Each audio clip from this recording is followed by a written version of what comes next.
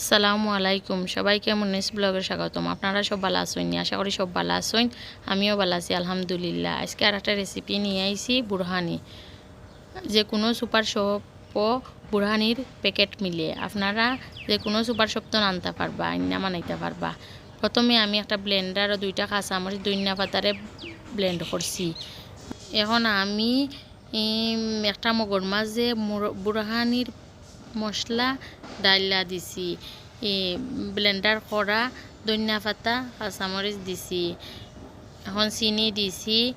সব কিছু লাগার পরে আমি একটা চেকনি দি চাক্কা লইছি। চাকার পরে আমি এখন টক দই দিছি, টমেটোর সস দিছি, ঠান্ডা পানি দিছি, আইস দিছি। দিয়া আমি সব ব্লেন্ডার করছি, করিয়া একটা জগর মাঝে লইছি। লইয়া এখন আমি গ্লাসের মাঝে পরিবেশন করবো।